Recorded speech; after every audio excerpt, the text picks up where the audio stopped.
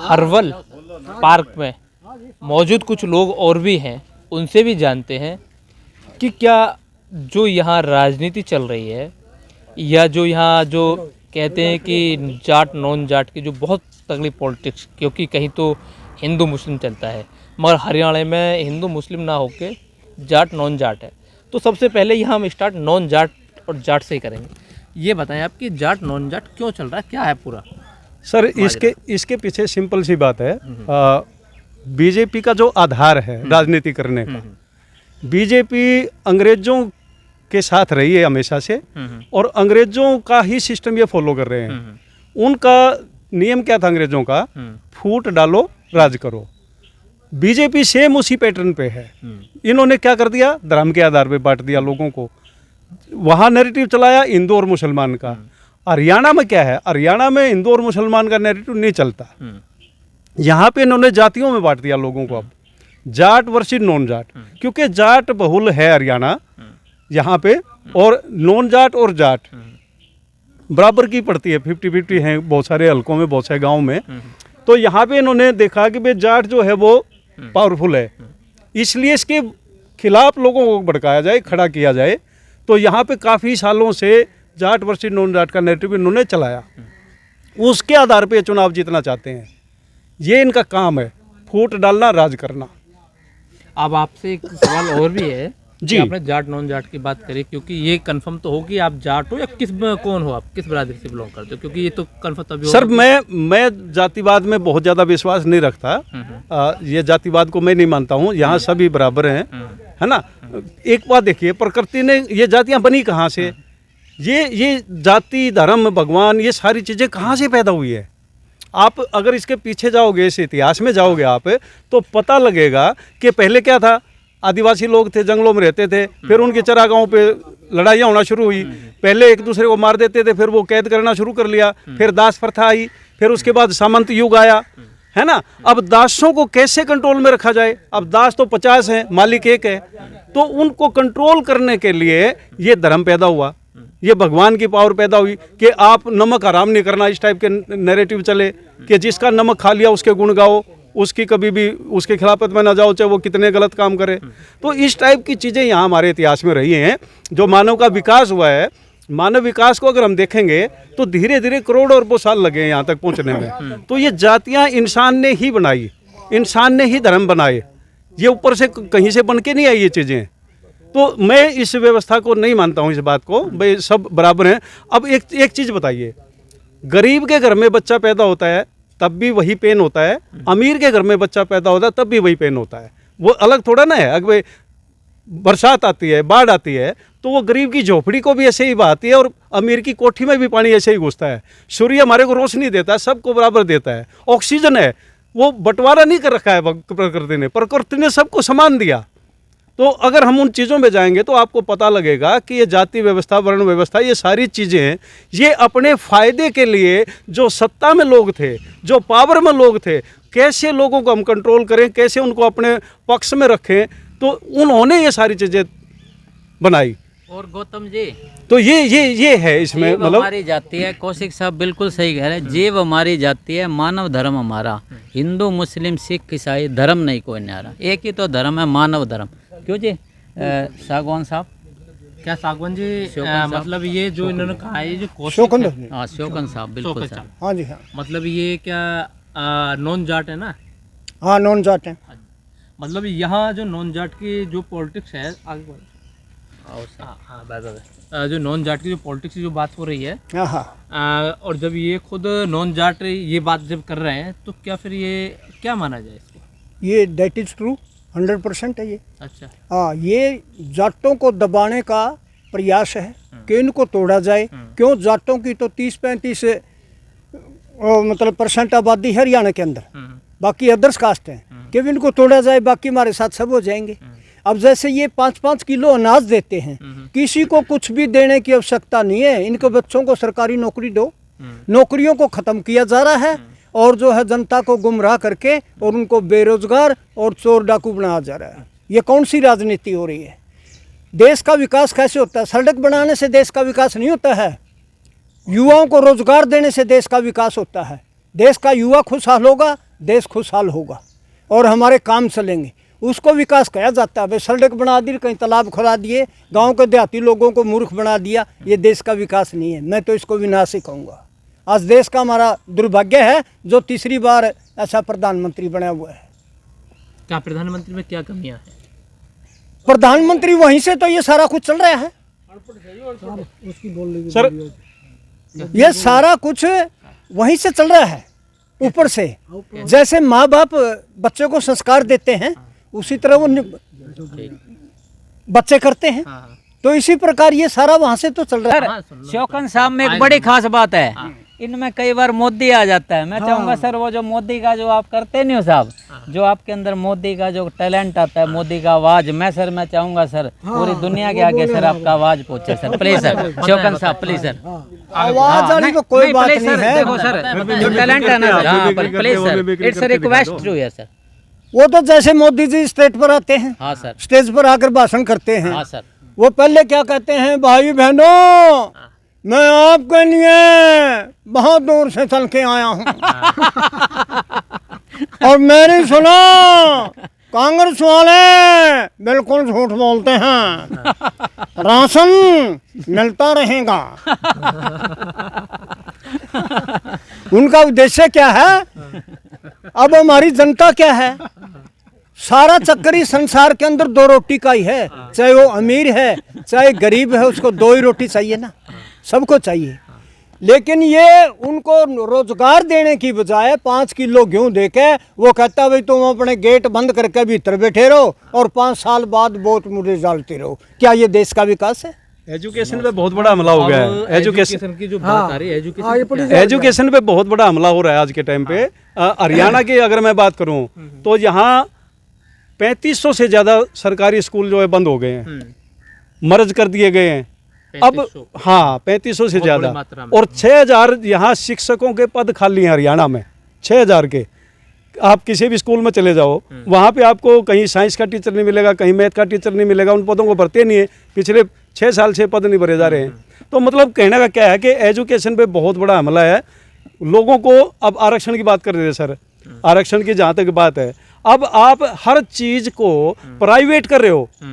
सरकारी महकमों में आरक्षण मिलता है ना, जब आप प्राइवेट स्कूल खोले जा रहे हैं, प्राइवेट यूनिवर्सिटियाँ हो रही हैं, प्राइवेट नौकरियाँ हो रही हैं, पकौड़े तलने की बात हो रही है, अगर आप प्राइवेट सेक्टर में जाओगे तो आरक्षण अपने आप खत्म हो गया है।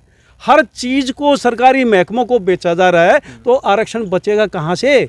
कहाँ से जो आदिवासी लोग हैं, जो गरीब तबके के लोग हैं, जो अपने बच्चों को एजुकेशन नहीं दे पाते, जो भरपेट भोजन भी नहीं मिलता। आज 80 करोड़ से ज़्यादा लोग, 80 करोड़ जनता को गुमराह करने का 80 करोड़ से ज़्यादा आज जो जनता है हमारे देश की, गरीबी की रेखा से नीचे आ गई है, 5 किलो राशन पे आ गई है। कहाँ तो 40 करोड़ से 2 गुना हो गए अब तो। आप 5 किलो राशन के खिलाफ हो? अगर किसी का सर पालन हो रहा 5 किलो राशन के खिलाफ नहीं हूँ सर मैं। 5 किलो राशन ठीक है, उनकी मदद हो रही है कुछ हद तक, लेकिन आप किसी आदमी को, जैसे हमारे मार्केटिंग में बोलते हैं भाई, एक आदमी को हमने एक बार मछली दे दी खाने में और उसका एक बार का भोजन हुआ, वो अगर हम उसको मछली पकड़ना सिखा दें तो वो आजीवन मछली पकड़ के खा सकता है। मेरा कहने का मतलब इस एग्जाम्पल के पीछे मैं ये कहना चाहता हूँ कि अगर उनको अच्छी एजुकेशन मिले, उनको रोजगार मिले, तो 5 किलो राशन देने की जरूरत नहीं है सर। ये तो एक टाइम का भोजन दे रही है सरकार, एक टाइम का भोजन, वो भी जिंदा रखने के लिए, ताकि वो जिंदा रहे, हमारा वोट बैंक बना रहे। सिर्फ वोट के लिए जिंदा रखने के लिए उनको एजुकेट करके उनका सामाजिक, आर्थिक, उनका राजनीतिक विकास करने के लिए नहीं है, उनका सांस्कृतिक विकास करने के लिए नहीं है। मतलब हमारे देश का युवा जो हो कह रहा है, हमारे हरियाणा में हो कह रहा है। आप एक चीज़ देखो ना, हमारे हरियाणा में आज के टाइम पे सबसे ज़्यादा बेरोजगारी है। हमारे जो किसान हैं छोटे छोटे, वो अपनी ज़मीन बेच के बच्चों को विदेश भेज रहे हैं। कितना हरियाणा खाली हो गया है। हमारी जो टैलेंट है हमारे बच्चों का, जो एजुकेटेड बच्चे हैं, वो सारे सारे विदेशों में चले गए। हमारे डॉक्टर विदेशों में चले गए, हमारे साइंटिस्ट विदेशों में चले गए। आप नासा को देखो, नासा में 80% साइंटिस्ट भारतीय हैं। तो मतलब हमारा टैलेंट बाहर जा रहा है, हमारे युवा बेरोजगार हैं, रोजगार यहाँ पे नहीं मिल रहा है, इसलिए क्राइम बढ़ रहा है। और ये हिंदू मुसलमान के उसके ऊपर इनको तैयार कर रहे हैं। ये अग्निवीर योजना क्या थी? अग्निवीर योजना का पीछे इनकी सोच क्या है? इनकी सोच ये है कि 4 साल एक बच्चा हथियार चलाना सीख ले, उसको हम अच्छे से हथियार की एजुकेशन दें, और फिर यहाँ हिंदू मुसलमान के नाम पे यही बच्चे दो सेनाओं में खड़े होकर, हिंदू अलग मुसलमान अलग, और आपस में मार काट करें। सर 1947 देखा है, हमारे बाप दादाओं ने देखा है कितने जख्म हुए हैं उस टाइम पे। आप तमस उपन्यास मैंने पढ़ा है, भीष्म साहनी ने लिखा, उसके ऊपर डॉक्यूमेंट्री फिल्म भी बनी। आप देखो ना कितना कत्लेआम हुआ था हिंदू मुसलमान के नाम पे। भुगत भोगी है तिलक राज के परिवार, तिलक राज का परिवार। गौतम सर, मैं इस फील्ड में पता क्यों आया हूँ सर, मैं वो सीन अपने दादाजी से मिला हुआ हूँ, मैं वो सीन दोबारा नहीं देखना चाहता साहब, लेकिन इनका मेंटलिटी क्या है, वही सीन रिपीट करने का। इसलिए गौतम जी एक रिक्वेस्ट है आपसे पर्सनली, सभी की तरफ से, कि समय बहुत कम है, पूरा जोर लगा दो, कुछों को हम जगाते हैं और कुछों को आप जगा दो। बिल्कुल है ना साहब जी। दो बातें और मैं कहना चाहता हूँ, दो तीन बातें मैं ये कहना चाहता हूँ। मेरा संपर्क जो है, मेरे रिश्तेदार, मेरे पहचान के लोग बहुत सारे हैं जो बीजेपी का सपोर्ट करते हैं। मेरी उनसे बहस होती है, मेरी उनसे बातचीत होती है। मैं बीजेपी वालों से और जनसंघियों से मेरे कुछ सवाल हैं। आप वो सवाल देखेंगे जब से मोदी सरकार आई है सर, उसने मेन जो काम करे उन कामों को उठाओ आप। ये सरकार क्या कहती है अपने आप को, जनसंघ क्या कहता है अपने आप को, कि हम हिंदू हितैषी हैं, हिंदुओं के ठेकेदार हैं कि नहीं है, मानते हैं कि नहीं मानते आप? ये अपने आप को कहते हैं कि हम हिंदुओं के ठेकेदार हैं, हिंदू धर्म के रक्षक हैं हम। तो भारत में कितनी संख्या हिंदुओं की? 80% हिंदू हैं भारत में, 17% मुसलमान हैं भारत में, 3% में सिख ईसाई, ये दूसरे लोग आगे सारे धर्म, जैन धर्म, बौद्ध धर्म, है ना। मतलब 80% देश में जनता जो है वो कौन है? हिंदू धर्म की। अब इन्होंने जितने काम किए वो किसके लिए किए? ये राष्ट्र की बात करते हैं, ये उसकी बात करते हैं। अरे परिभाषा तो बताओ, राष्ट्र की है परिभाषा क्या? ये जंगल राष्ट्र है या नदियां राष्ट्र हैं या पहाड़ राष्ट्र हैं या ये जमीन राष्ट्र है? ये लोग ही होंगे राष्ट्र जो यहाँ पे रहते हैं। अगर लोग खत्म हो गए तो राष्ट्र का क्या बचा, जंगल का? तो ये राष्ट्र की बात, फलान की बात, राष्ट्रवाद ये करते हैं। अब मैं इनसे पूछना चाहता हूँ, ये हिंदू हितैषी सरकार है सर, इनके काम गिन लो। पहला काम क्या था? 2016 में 8 नवंबर को घोषणा कर दी नोटबंदी। सर नोटबंदी का आप पूरी तरह देखो उसको, हिंदुओं को क्या फ़ायदा हुआ? 80% हिंदू हैं, हिंदुओं की राजनीति करते हैं, हिंदू हितैषी पार्टी है, हिंदू हितैषी सत्ता में बैठे हैं, हिंदुओं का फ़ायदा क्या हो बताओ मेरे को? एक फ़ायदा गिना दो कि ये फ़ायदा हो गया हिंदुओं का। उसके बाद ये कहा जाता है कि हिंदू खतरे में है। हिंदू खतरे में नहीं है सर, बीजेपी खतरे में है साहब, ठीक है ना। हाँ। हिंदू खतरे में नहीं है, ठीक है ना। आपसे एक सवाल और भी है। हाँ अभी सर। जो बात आपकी हुई कि जो आपने वो दुख देखा है, हाँ सर, क्या उसमें ऐसी क्या घटना है कि वो ताज़ा हो जाती है? ऐसी क्या घटना बिल्कुल सामने सर। देखो सर, आदमी आदमी का दुश्मन हो जाए और आपस में ही मार काट करने लग जाए तो सर इससे हॉरिबल सीन क्या होगा? वो सीन सर हम दोबारा नहीं देखना चाहते सर। देखो मैं अपने दादाजी से मिला, सुना सारी बात, लेकिन वही सीन सर आज 55 साल का उम्र है सर, हमें देखने को मिले, हमारी जनरेशन को देखने को मिले, तो हम लोग उनको दूर कर देंगे इस सिस्टम से जो इस सिस्टम को बिगाड़ना चाहते हैं साहब। क्योंकि ना सर कहते हैं ना, कबीरा खड़ा बाजार में मांगे सबकी खैर, ना काऊ से दोस्ती ना काऊ से बैर। क्यों साहब जी? बिल्कुल हमने सबकी खैर मांगनी है और ये दुनिया प्यार से भी तो रह सकती है साहब। कुछ लोगों को सर अमीर बनाने के चक्कर में सर आदमी आदमी का सर दवाई है, आदमी आदमी के लिए जहर है। तो गौतम जी हमें दवाई बनना चाहिए, जहर बनना चाहिए, आप ही बता दें सर हमें। हम तो ऐसा नहीं करेंगे साहब। दवाई बनने का काम। बिल्कुल सर, और दवाई आपको बता चुका हूँ, गैनोडर्मा, ठीक है ना साहब। ये कहना चाह रहे थे, बताएं। हाँ हाँ, ये देश के विकास की बात करते हैं। ये देश का विकास नहीं, ये देश का नाश करना चाहते हैं। हैं? देश में देखिए आज स्थिति क्या, पीछे चुनाव हुए, राजस्थान का मुख्यमंत्री जनसंघी है, मध्य प्रदेश का मुख्यमंत्री जनसंघी है, हरियाणा का जनसंघी मुख्यमंत्री हटा के ये जनसंघी है। क्या इस देश को जनसंघी बनाना चाहते हैं? और इसके ये विकास की बात करते हैं। ये जनता से सरासरी धोखा और गुमराह करने का काम है। जातिवाद में, धर्मों में बांट के पब्लिक का नाश करना चाहते हैं और ये सत्ता पाने चाहते हैं। जब पब्लिक का ही तुम नाश कर रहे हो, तुम्हें सत्ता कहाँ से आएगी? आंखें खोलो बीजेपी वालों, जाग के बात करो। विकास जो है देश के युवा से होता है। हमारे युवाओं को किसी भी जाति का है, किसी भी धर्म का है, हर एक युवा को नौकरी मिलनी चाहिए। 2 करोड़ से ज़्यादा पोस्टें तो केंद्र सरकार में खाली पड़ी हैं। और हरियाणा में भी बहुत सारे सभी डिपार्टमेंटों में पोस्टें खाली पड़ी हैं। ये जनता को गुमराह करते हैं, चाहे बीए पढ़ा है चाहे एमए पढ़ा है, डी ग्रुप की नौकरी लगा देते हैं। अब भी इन्होंने घोषणा कर रखी है कि हम 2 लाख नौकरियां देंगे। भाई कौन सी नौकरियां दोगे तुम? डी ग्रुप में दोगे? बीए पढ़े लिखो लड़कों को तुम सबको पीएन चपरासी बना दोगे? ये हद की बात है। और लड़कों की आज महंगाई। सर नौकरी तो क्या देनी थी, इन्होंने पता क्या किया साहब गौतम सर, अपने ना बढ़िया मल्टी स्पेशलिस्ट अपने ना sir restaurant type sir office बना लिया। अब देखिए साहब वो पैसा किसका है? पब्लिक का। और वहाँ पे कौन लोग तैयार होंगे सर? वही लोग तो बैठ सकेंगे, हमारे जैसों को कौन वहाँ बैठने देगा साहब? तो सर पब्लिक का पैसा कहाँ लगना चाहिए और कहाँ लग रहा है, इससे पहले सर हमें जाग जाना चाहिए, ठीक है ना साहब? और जागने के लिए हमें ना गैनोडर्मा का सेवन जरूर करना चाहिए, ठीक है ना सर गौतम सर? अब इन्होंने एक बात कही जातिगत की। हाँ सर। ये जाति में बांटना चाहते हैं, मगर जब राहुल गांधी जातिगत जनगणना की बात करते हैं तो राहुल गांधी को कहते हैं कि अपनी जाति बताओ, और ये तो देश को जातियों में बांटना चाहते हैं। मतलब ये क्या, कहीं तो वहाँ तो जातियों में बांटना और यहाँ खुद सर क्या चल रहा है? इसके पीछे एक चीज देखिए, मतलब जातियों में तो हमारा देश देखो सदियों से बटा हुआ है। आज कोई अलग से नहीं बटन की बात है। जातियां तो हमारा जो बेस है ना हिंदू धर्म का, मैं हिंदू धर्म की बात करता हूँ, मनुस्मृति ग्रंथ है ना, मनुस्मृति मनु महाराज ने लिखी, तो उसने सनातन धर्म की बात करी, हिंदू धर्म की बात करी, और उसमें ही 4 वर्णों में हिंदुओं को बांट दिया। आप एक चीज देखो ना, 4 वर्ण बना दिया उन्होंने।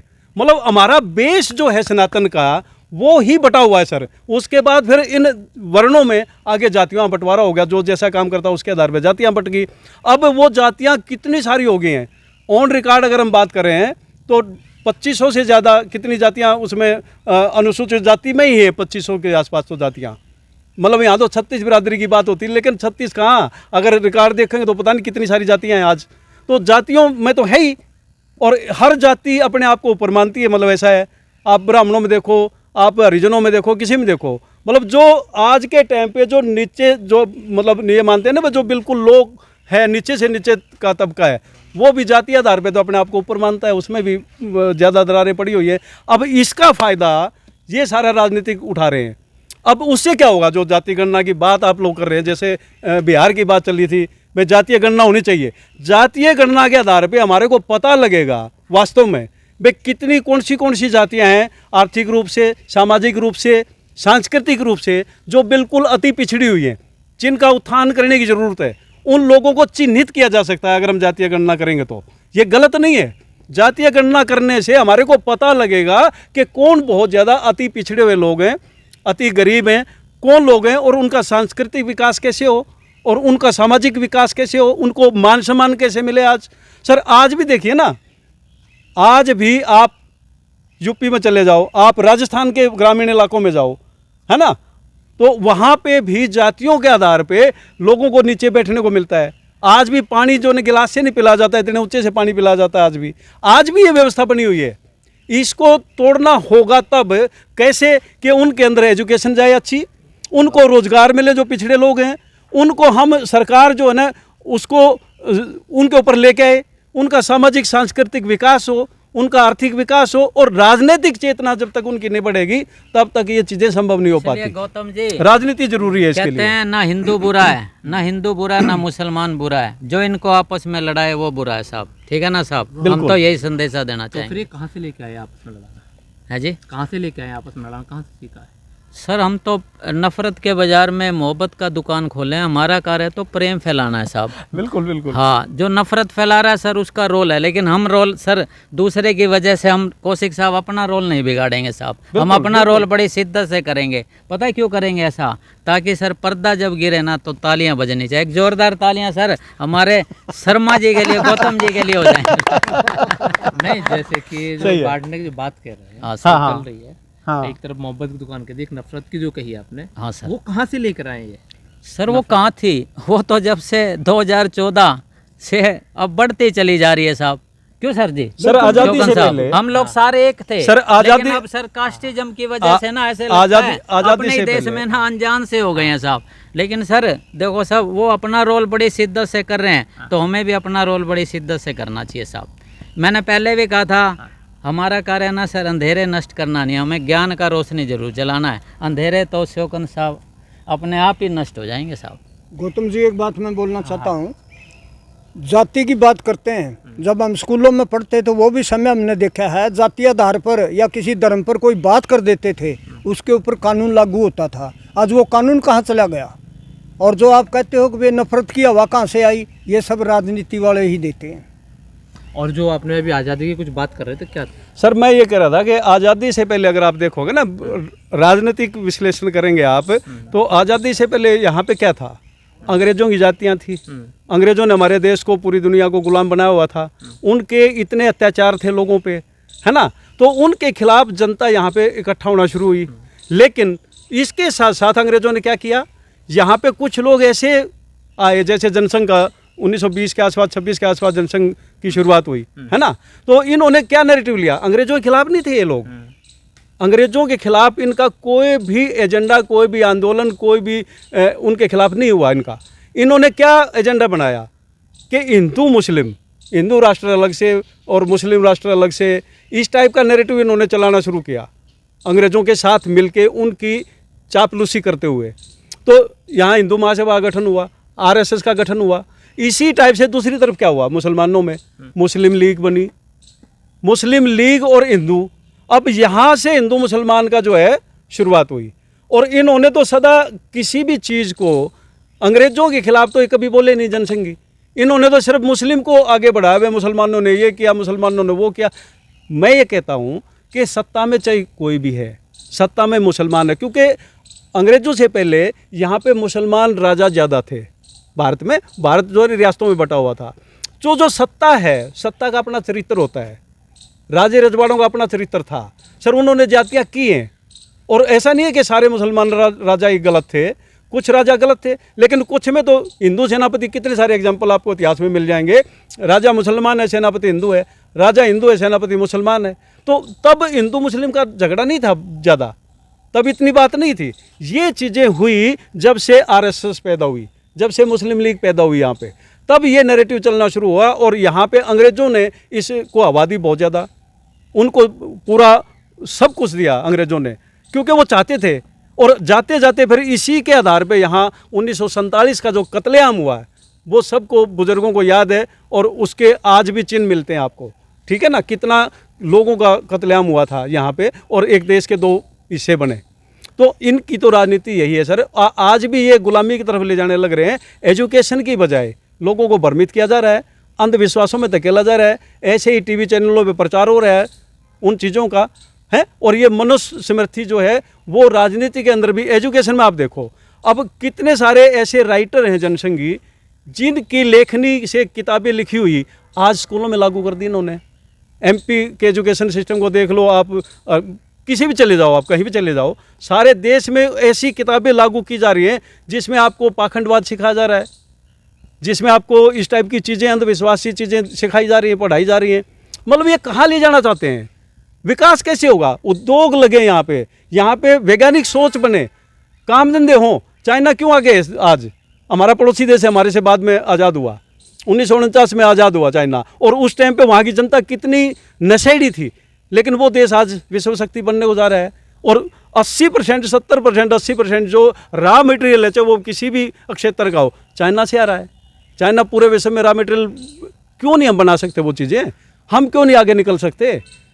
तो कहने का भाव क्या है कि जब तक हमारा एजुकेशन सिस्टम सही नहीं होगा, और ये लोग नहीं करना चाहते उन चीज़ों को, और ये 2 धंधे नहीं लगाना चाहते, ये तो देश को बिल्कुल गलत में ले जाना चाह रहे हैं, और फूट डालो राजनीति ये करना चाह रहे हैं। यही इनका नैरेटिव है। ये इसको आज जनता जागरूक हो चुकी है। मैं बताना चाहता हूँ आपको, आज हमारा हरियाणा में अभी चुनाव है, तो जनता इस मामले में नहीं बटेगी, और 100% आज बीजेपी को यहाँ से बिल्कुल सफाया होगा, यहाँ बीजेपी की सरकार नहीं बनेगी।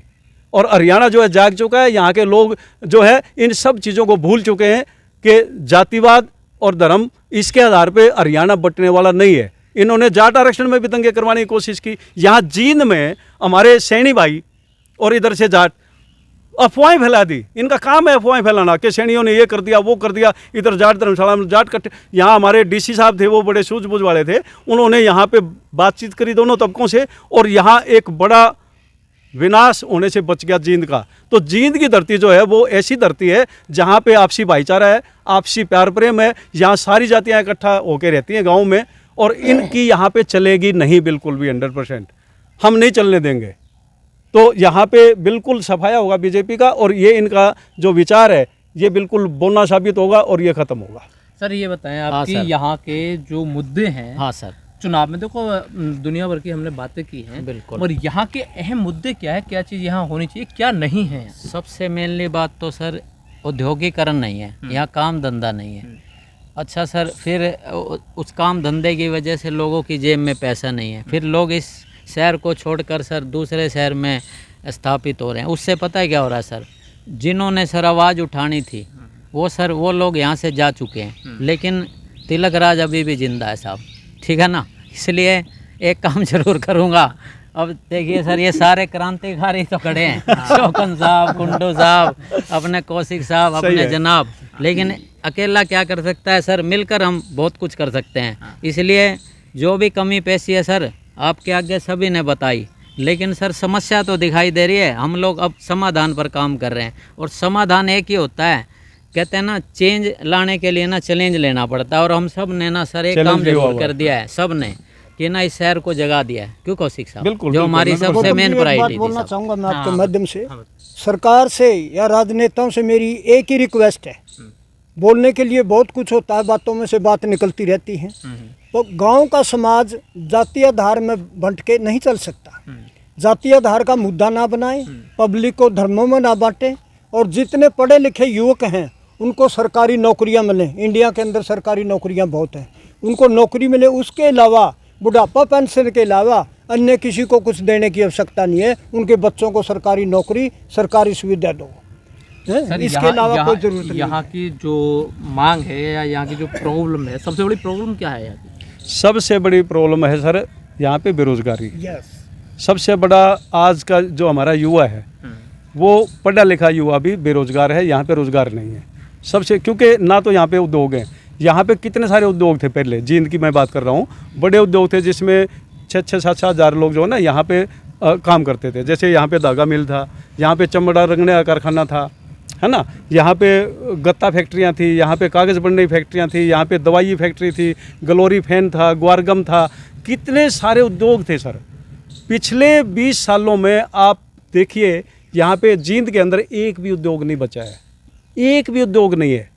सिर्फ एक शुगर मिल है, वो बचा हुआ है बस, क्योंकि वो भी चलो अर्ध सरकारी है, कुछ लोगों का है, कुछ सरकार का है, वो चला रहे हैं। बाकी तो यहाँ पे कुछ भी नहीं है। और कौशिक साहब, पंखा अभी फैक्ट्री थी, ताजा बात है इंडिया तो जिप्सम, इंडिया जिप्सम सर, कितना बड़ा हाँ, प्लांट सर। एक हमारे लिए गर्व की बात थी, इंडिया जिप्सम यहाँ था, लेकिन सर वो भी यहाँ से वॉकआउट करा दिया गया। वो सर वहाँ गुजरात पहुँचा दिया गया गुजरात सर। पहुँचा दिया। हाँ सर, देखो मैंने आपसे कहा था ना कि कुछ लोग सर अरबपति बनते जा रहे हैं और हम लोग सर रोडपति बनते जा रहे हैं सर, ठीक है ना साहब। तो सर कुछ सोचिए सर हमारे लिए भी सर, प्लीज़ सर। मतलब यहाँ गुजरात सर गुजरात का आप एक चीज़ देखो ना, ये गुजरात हमारे देश में प्रधानमंत्री जो ज़्यादातर जो कॉरपोरेट घराने हैं, मतलब मैं किसी एक स्टेट के खिलाफ नहीं हूँ, किसी एक जाति या धर्म के खिलाफ नहीं हूँ, मैं उस टाइप की बात नहीं करता हूँ, लेकिन फिर भी मतलब राजस्थान के कुछ लोग और गुजरात के, ये मेंटलिटी जो है ना उनकी व्यापारी की रही है शुरू से ही, है ना, व्यापार है उनके माइंड में। तो गुजराती लोग जो ना, हमारी अर्थव्यवस्था जो है 80% गुजरात और कुछ लोग राजस्थान के, अगर बड़े घरानों को देखोगे आप तो ज़्यादातर वहीं से बिलोंग करते हैं, ठीक है ना। तो अब यहाँ से जितना भी है, अब हमारे गृह मंत्री जी गुजरात से, हमारे प्रधानमंत्री जी गुजरात से, गुजरात मॉडल की बात करते हैं, है ना, लेकिन गुजरात में भी आज क्या हो रहा है देखो आप, उन्होंने पूरे देश पे ही मतलब ऐसे अपना नैरेटिव चलाया पूरे देश पे ही। तो कहने का मतलब क्या है कि जींद के अंदर, हरियाणा के अंदर, यहाँ जींद सबसे पिछड़ा हुआ इलाका माना जाता है हरियाणा में, क्योंकि सारे उद्योग धंधे हैं। जैसे गुड़गांव में तो विकास हुआ है, फरीदाबाद में शुरू में विकास हुआ, लेकिन मध्य हरियाणा और ये सारा का सारा पश्चिमी और ये इधर, तो यहाँ पे कुछ नहीं है। एजुकेशन, अभी एक यूनिवर्सिटी बनी है हमारे यहाँ जींद के अंदर, नहीं तो जींद में था ही नहीं कोई एजुकेशन का, कुछ भी नहीं था। अब एक यूनिवर्सिटी बनी है, रणबीर सिंह यूनिवर्सिटी, तो एजुकेशन में कुछ लोग आगे बढ़ेंगे। और एजुकेशन के साथ साथ रोज़गार की यहाँ विशेष कमी है, रोज़गार नहीं है लोगों के पास। सही बात तो यही है, रोज़गार होगा तो उसके साथ सारी चीज़ें चलेंगी। तो जिन मेन मुद्दा पब्लिक ये चाहती गवर्नमेंट जॉब हो युवा लड़कों को, बिल्कुल न कि प्राइवेट सरकारी नौकरियां हो। सरकार के बहुत वैकेंसियां हैं, वो मिले सर, ये जिससे बताएं देश का कि विकास हो। गुजरात का मॉडल क्या क्या कहाँ कहाँ कैसे कैसे लागू हो रहा है गुजरात मॉडल? सर देखो, गुजरात जो मॉडल है सर, उनको मॉडल बनाते बनाते वो बना दिया उन्होंने हमारा तो सर गुजरात मॉडल कोई था नहीं कुछ। हमारा तो बुरा हाल हो गया सब। वो लोग अमीर होते चले गए हाँ। और हम लोग ना और ज़्यादा गरीब हो गए साहब। आपके आगे जो है सारी बातें जो है ना सर, रिस्पेक्ट, लेकिन मैं आपसे एक सवाल मैं भी करना चाहता हूँ, क्या जीने का अधिकार सिर्फ सर गुजरात वालों को है क्या? अब देखो, ये भी एक जहर फैलाया जाता है। क्यों सर? देखो, जब आप कोई भी राजा बनाते हैं ना, चुनते हैं, तो उसका काम क्या होता है? सबको राजी रखना, या कोई राजी रखना है। राजा वही जिससे सब राजी। लेकिन फिर भी मैं कहूँगा, मेरी बात समझने का कोशिश कीजिए कि मॉडल तो सर सभी जगह बढ़िया बन सकते कहने हैं। का मतलब है कि ले गुजरात का प्रधानमंत्री वो ऑल इंडिया का प्रधानमंत्री है, वो सारे देश हाँ। को विकास को साथ लेके चले। सबको, सर कुछ करके आप बोलिए। सबका साथ सबका विकास। ऐसा नहीं होना चाहिए सर, सबका, मैं एक बात कहना चाहता हूँ। ऐसा नहीं होना चाहिए गौतम जी, सबका तो साथ हो और खुद का विकास चल रहा हो। सर यहाँ पे क्या हो रहा है देखिए, का जन्म 2015 में हुआ था। विकास का जन्म, विकास आज तक है, पोलियो से ग्रसित है, पता नहीं कैंसर से ग्रसित है, पैदल ही नहीं चल रहा है विकास है। 10 साल हो गए, सारी जांच सभी हॉस्पिटलों में मेडिकलों में करवा ली, पता नहीं क्या कोई क्या सिस्टम है, उबर ही नहीं रहा, पैदल नहीं चला अब तक। 10 साल में तो बच्चा 4th 5वीं क्लास में हो जाता है, दौड़ता है, खूब खेलता है। तो 15 साल का विकास वहीं बैठा है, उसको तो उठा के ले जाते हैं, गाड़ी में ले जाते हैं, कभी मैदानता में, कभी कहीं। और गौतम जी, विकास का ये हाल है। इन्होंने तो ये वीरेंद्र अच्छा, एक बात बताओ, ये ऐसे सिस्टम ले आए हैं कौशल रोजगार के निगम के तहत 10-12 हजार में नौकरी लगती है, न उसमें कोई आरक्षण है, न उसका कोई क्राइटेरिया है, न कोई पेपर क्लियर है, कोई पास नहीं, पता नहीं कहाँ से लगते हैं। जहाँ भी जो मिनी सेक्रेटरिएट में जाओ, कॉलेज में जाओ, ITI में जाओ, 10,000 में 12,000 में ये लड़का लगा रखा है, ये लड़की लगा रखी है। कहाँ से आए हूँ, क्या टेस्ट लिया, कहीं कुछ और नहीं हुआ, गौतम जी, पता नहीं कहाँ से निकाल के लाते हैं। वीरेंद्र जी ने तो एक बढ़िया काम और किया, इनके पड़ोस में एक बच्चे का नाम ही विकास रख दिया। लेकिन फिर भी विकास नहीं हुआ, ना साहब। विकास नाम ही रखना छोड़ दिया देश ने, विकास नाम मत जैसे रखो हमारी किसी का। सरकार क्या कर रही है सर, नेम प्लेट ही तो बदल रही है, इन्होंने भी उसी थ्योरी पर चलना चाहा, लेकिन फिर वही हाल है। भाई ऐसा तो नहीं है कि विकास जब बताया 10 साल का हो गया है, 18 साल के बाद शादी और ब्याह दोनों हो जाए, नौकरी। कमाल कर दिया, वो पैदल ही नहीं चल रहा, ब्याह शादी तो दूर है, अभी तो उसको अपनी टंगड़ियों में खड़ा कैसे करोगे? उसको चलना तो सिखाओ, काट के वो भी बनवा लिया मिस्त्री बस चलने वाला रेडा, तो भी नहीं चल रहा विकास है। उस रेडे पे भी। दुनिया में 2 पावर हैं, है ना, धरती पे। पहली पावर है प्रकृति की, है ना, दूसरी पावर होती है सरकार की। Yes sir. प्रकृति के बाद अगर ताकतवर कोई है तो वो सरकार है। सरकार जिसको चाहे उसको, यहाँ पे हो क्या रहा है, यहाँ पे प्रोडक्शन खूब है। किसानों ने 10 मन गेहूँ होते थे, लेकिन आज 60 मन तक पहुँचा दिया। कितना ज़्यादा प्रोग्रेस करी उन्होंने, है ना। हमारे मजदूरों ने बिल्डिंगें खड़ी कर दी, हमारे मजदूरों ने कितने सारे मतलब स्ट्रक्चर खड़ा कर दिया, सड़कें बना दी, सब कुछ हुआ। लेकिन आप देखिए जो प्रोडक्शन है, जो उत्पादन है, उसका वितरण सब कुछ हाथ में तो उनके है ना, सरकार के। कितने सारे टैक्स लगा दिए। सुबह उठते हैं हम तो कितना सारा, एक चाय 10 रुपए की चाय लेके आते हैं ना, बच्चा ले 10 रुपए की चाय लिया और 10 रुपए की चीनी लिया, चाय बना के पी लेंगे, ठीक है ना। 10 रुपए की चाय में सर चाय कितने की आती है? 5 रुपए की। 5 रुपए उसके ऊपर टैक्स है जो सरकार को जाता है ना। 10 रुपए की चीनी में 7 रुपए की चीनी है, 3 रुपए टैक्स है। एक मजदूर आदमी बीड़ी पीता है, माचिस लेता है, सर उसमें कितना टैक्स जा रहा है? मतलब ये कहते हैं थैली पे, दूध की थैली पे, आटे पे, सब चीजों पे टैक्स लगा दिया इस गवर्नमेंट ने। कुछ लोग ये कहते हैं कि जो उद्योगपति हैं, बड़े घराने, भाई वही टैक्स दे रहे हैं, वही देश को चला रहे हैं। मैं ये कहता हूँ कि इस देश की आम जनता जो GST लगाया, ये आम जनता टैक्स दे रही है, उसका योगदान है देश के भंडारण में। देश के पास जो संपत्ति इकट्ठा होती है उसमें एक मजदूर का, हर आदमी का योगदान है। लेकिन उसका वितरण कैसे होता है? फिर उसका वितरण ये होता है सर कि बड़े बड़े जो घराने हैं उनके 6,000 करोड़ रुपए माफ होते हैं इस देश में। आप एक चीज देखिए, यहाँ छोटा जो एक मोटरसाइकिल पे जा रहा है ना सर, जिसके पास कुछ नहीं है बेचारे के पास, उसका तो चालान काटा जा रहा है ना। और जो बड़े बड़े ठग हैं, जो बैंकों का पैसा लूट के विदेशों में चले गए, उनको भगाने में इनका हाथ है। कॉरपोरेट घरानों को ये सरकारें, क्योंकि पावर इनके पास है सर, भगवान के बाद दूसरी पावर सरकार की ही होती है। ये जिसको चाहे ऊंचा उठा दें। हमारे को तो क्या रख रखा है, आम जनता को क्या रख रखा है, 5 किलो अनाज दे के, कौशल रोजगार योजना के तहत 10-10 हज़ार की नौकरी दे के, सिर्फ वो जिंदा रहें, सिर्फ वो जिंदा रहें और वोट बैंक इनका बना रहे। उनको ये नहीं चाहते उनका विकास हो, आर्थिक विकास हो। उनके बच्चे हवाई, अब नारा तो ये लगाते हैं हवाई चप्पल वाला हवाई जहाज में चलेगा। अरे जिसके पाँव में चप्पल से जूता आ गया था ना सर, आज उसके पाँव में चप्पल आ गई है। इसलिए हवाई जहाज की तो बात ही छोड़ो। इसलिए गौतम सर, शौकन साहब, मनोहर लाल खट्टर ने एक पोर्टल निकाला किसानों के लिए। पहले हमारे 10 एकड़ जमीन है या 20 एकड़ जमीन है, गेहूं निकलता है खेत में से, ट्रॉली में, ट्रैक्टर में 2-4 और की जगह पूछ लेते, मंडी में डाल आते थे। अब ऐसा नहीं कर सकते। अब उसको घर पे डालो, जब आपके पोर्टल पर मैसेज आएगा 10 दिन के बाद, जब दोबारा ट्रैली ट्रैक्टर में भरवाओ, मजदूर लाओ, फिर उसको 100 मन लाने पड़ेंगे, 200 मन लाने पड़ेंगे, फिर मंडी में पहुँचाएंगे। ये खट्टर साहब ने किया है। खट्टर साहब क्या थे? अल्लाह मेहरबान गधा पहलवान है क्या? हमारे करके सिस्टम बगा के चले गए।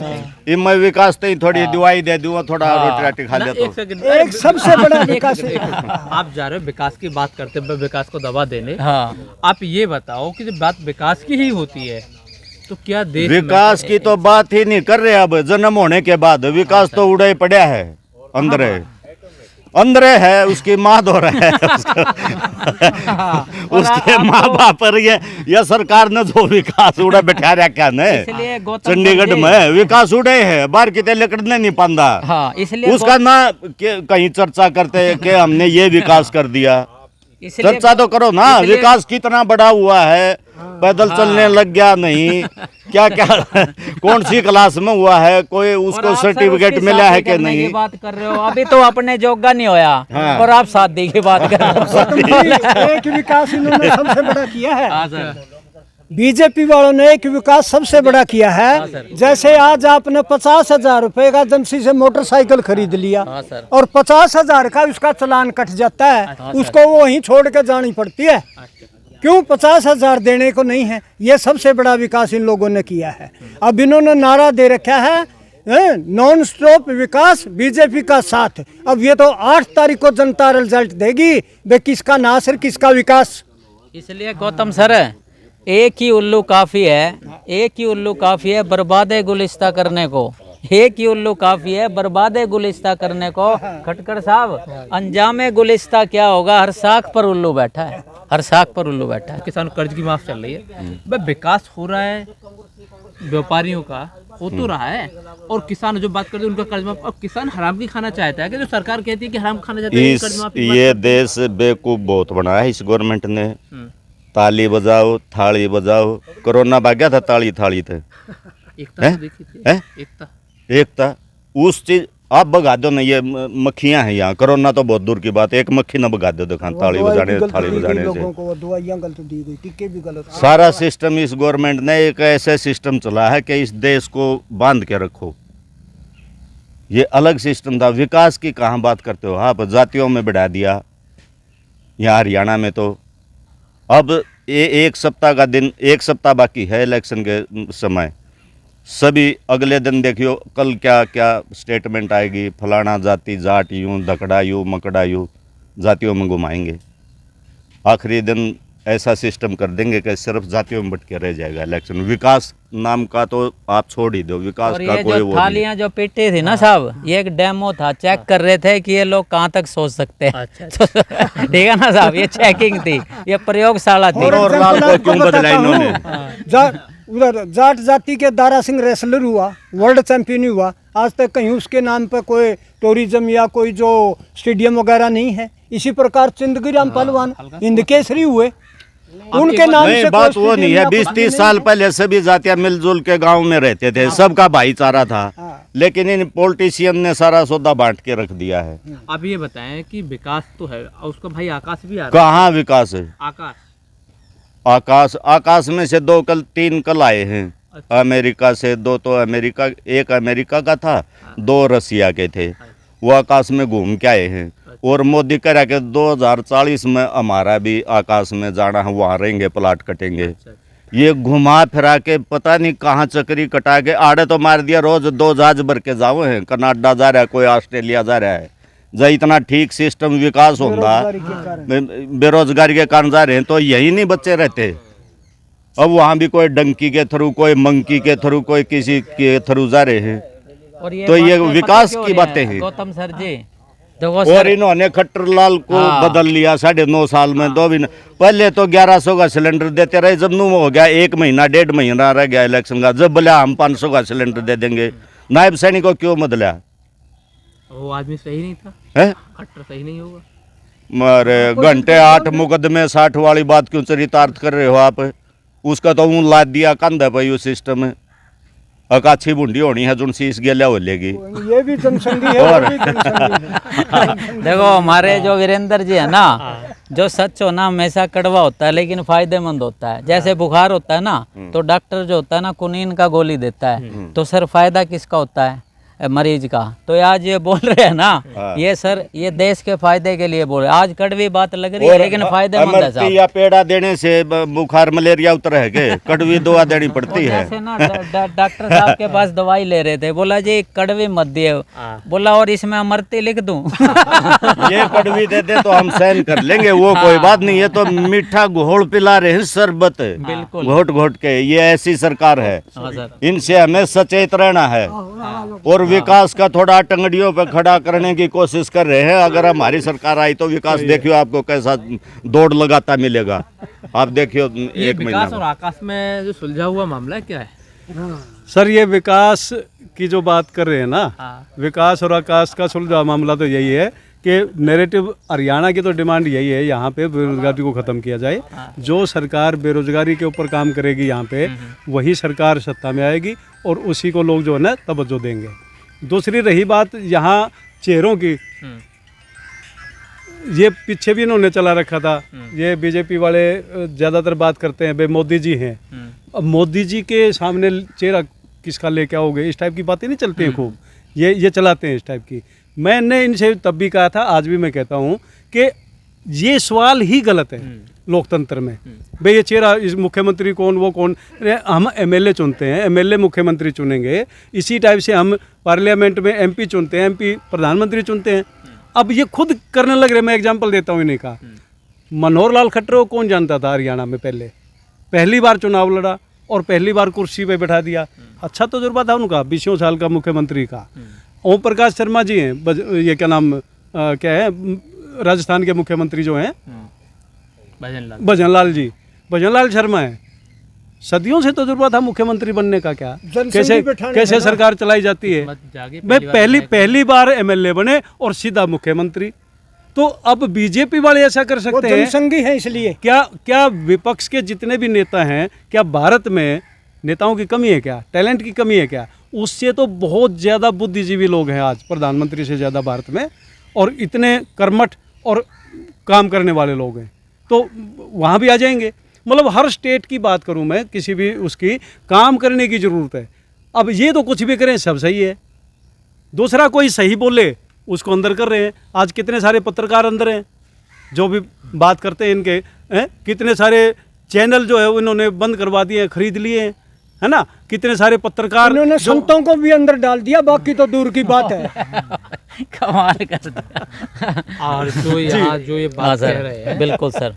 कि मुद्दों की, हाँ सर, यहाँ के जेल जाने की, मुकदमों की, क्या इनमें कितनी सच्चाई है? देखो सर, इन्होंने क्या किया, मतलब मैंने पहले इनका नारा नहीं था मोदी है तो मुमकिन है, लेकिन मैंने थोड़ा इसमें चेंज किया साहब। मोदी है तो विनाश मुमकिन है। तो मोदी है तो नमकीन हो गया, नमकीन नहीं रहा, नमकीन हो गया। ठीक है ना साहब। अब इन्हें तो ऐसे ही लगता है भाई, कुछों को अंदर करते रहो, कुछों को बाहर करते रहो, इसी में उलझे रहो। मेन मुद्दे से हटाकर काम हो रहा है साहब। फिर भी मैं कहूँगा जनता वैसी नहीं रही जैसे पहले थी, चेंज आ चुका है और बदलाव जिंदगी का नियम है। इस कारण ठीक है, देखो ये लोग ना व्यापारी हैं, ये गलती से आ गए सर राजनीति में। तो यहाँ व्यापार थोड़ी चलेगा, यहाँ तो सर सेवा भावना चलेगी ना। ठीक है, उनकी अपनी नीति है, लेकिन सर यहाँ ये कार्य नहीं चलेंगे। चल गए सर 10 साल अभी चल रहा है, लेकिन सर आगे ऐसा मुमकिन नहीं होगा साहब, जो लोगों का रुझान बोल रहा है सर।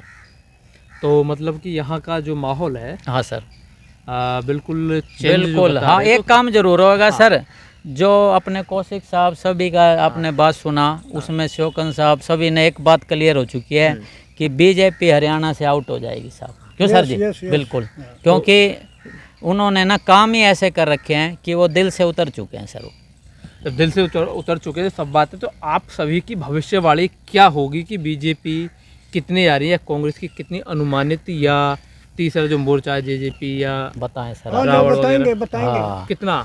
सर अभी क्या है देखिए, जैसे एक परिवार में 4 भाई मान लेते हैं, अब वो चारों अलग अलग होते हैं ना, तो उनका ये होता है भाई मेरे को ये नहीं मिला, उसको वो नहीं मिला, इसको वो नहीं मिला, तो उनमें झगड़े रहते हैं, मनमुटाव होता है। ठीक है ना। अभी तक का जो दौर चल रहा है सर, वो अभी जो टिकटों का बंटवारे हुए हैं, चाहे वो बीजेपी में हुआ है, चाहे वो कांग्रेस में हुआ है, चाहे किसी भी पार्टी का हुआ है, अभी उनमें जिनको टिकटें नहीं मिली है, तो उनका जो है ना आपसी ये हो रहा है भाई मेरे को टिकट नहीं मिली है, तो अभी थोड़ा सा बगावती दौर चल रहा है उनका। लेकिन ये आने वाले 5 दिन में ये पिक्चर बिल्कुल क्लियर हो जाएगी। ये सारा सिस्टम बिल्कुल सही हो जाएगा, दही सी जम जाएगी इसकी, ये समझो है। और ये इलेक्शन यहाँ निर्दलीय कोई नहीं, अदर पार्टी कोई नहीं, यहाँ पे होगा क्या, यहाँ पे बीजेपी वर्सेस कांग्रेस ही इलेक्शन होगा लास्ट में है। और बीजेपी वर्सेस कांग्रेस इलेक्शन होएगा, जब बड़े बड़े नेता यहाँ पे आएंगे तो उनसे बहुत ज़्यादा फर्क पड़ेगा पूरा। और यहाँ पे 100% मैं दावे के साथ कह सकता हूँ कि चेंज जनता चाहती है और यहाँ चेंज होगा। और 10 साल का जो ये मूल जमा हुआ ना, बड़ी जड़ को मूल बोलते हैं हरियाणा में, जो है ना बड़ी जड़ जो होती है, मूल हिंदी में मूल शब्द है, लेकिन यहाँ मूल कहते हैं उसको, मूल। ये मूल जो है ना उखाड़ के फेंका जाएगा और दोबारा कभी ये उगेगा नहीं हरियाणा में। ठीक है ना, ये राजनीति खत्म होगी बिल्कुल। सर बीजेपी बात सही कह रहे हैं, गलती करने के बाद हम लोग ना दोबारा गलती नहीं करते, वो गलती नहीं फिर बेवकूफ़ी कहलाती है। और ये अभी जो है पब्लिक की आवाज़ है, कांग्रेस नेता हैं जो वो 65 बता रहे हैं, लेकिन पब्लिक की आवाज़ है कांग्रेस की 50 हैं, बाकी कुछ और डिवाइड है बीजेपी का, पर साफ है काम। आपने यहाँ का जो देखा कि जड़ उखाड़ने की बात हो रही है मूल रूप से, और दूसरी बात एक और कही ताऊ जी ने कि 65-50, मतलब कि 50+ का जो यहाँ का आंकड़ा जो निकल रहा है। हाँ जी। और जो लोकल पत्रकारों ने बताया था कि लगभग कम से कम 50 हुड्डा या कांग्रेस की हैं। जय हिंद, जय भारत।